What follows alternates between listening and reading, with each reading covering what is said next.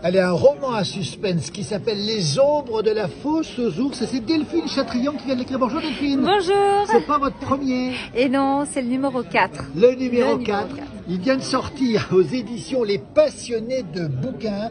C'est presque un polar. Oui, c'est presque un polar, un roman à suspense. J'aime bien parce que dans l'idée, bon, c'est pas un policier qui mène l'enquête. On est avec des personnes qui appartiennent au civil, mais il y a quand même une enquête à résoudre, un mystère à résoudre, voilà, des secrets à dévoiler, une histoire à creuser. Une histoire à creuser, effectivement. Vous êtes originaire de Passy, au pied du Mont Blanc. Exactement. Élue adjointe, on va le rappeler. Oui. Vous avez le temps d'écrire, Delphine?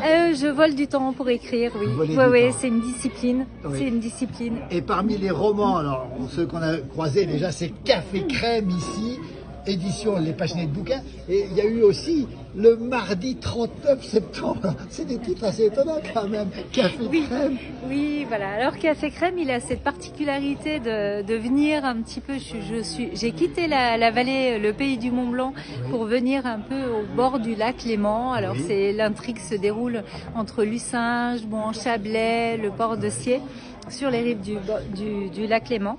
Et puis sinon, c'est vrai que j'aime bien quand même ancrer mes personnages et mes intrigues en territoire de montagne. Je pense que voilà, la montagne, c'est la sève de vie. Il y a une sève minérale, je pense. Les intrigues, le suspense. Et alors parlez-nous un petit peu. Les ombres de la fosse aux ours, on rappelle l'édition Les Passionnés de bouquins.